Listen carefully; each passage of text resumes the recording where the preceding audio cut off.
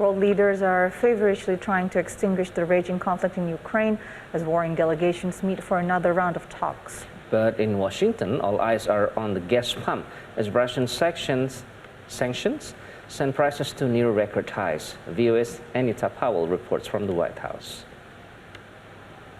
Grim scenes as Russian troops continue their siege of Ukraine and diplomats scramble in global capitals to stop this conflict. But at home, President Joe Biden is facing tough questions about how the stringent sanctions against Russia are affecting Americans. Gas prices have hit a near record $4 per gallon across the U.S., and Biden is under pressure from across the political spectrum to do something.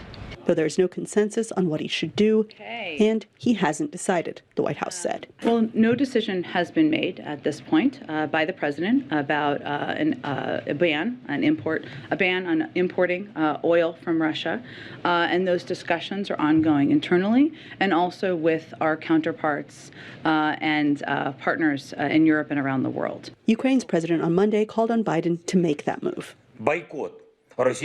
Sanctions should include a boycott of Russian exports, in particular, a refusal of oil and oil products from Russia. It can be called an embargo or just a moral issue when you refuse to give money to terrorists. A boycott of imports to Russia. If they don't want to respect civilized rules, they shouldn't get goods and services from civilization. In recent weeks, the White House has quietly made the rounds to oil producers the U.S. usually keeps at arm's length, including Russia-friendly Venezuela, to discuss alternative sources of oil. White House officials have also met with Saudi and Iranian officials, and those discussions hinge on much more than oil, Psaki said. The most important reason why we are focused and have been focused on having these discussions with the Iranians and our P5+1 partners is to prevent Iran from acquiring a nuclear weapon.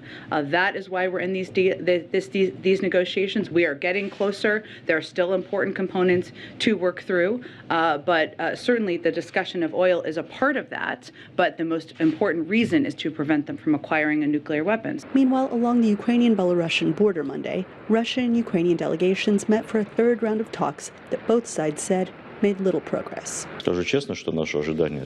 I'm telling you honestly that our expectations from the talks have failed. But we hope that we'll be able to make a more significant step forward next time. The talks will continue.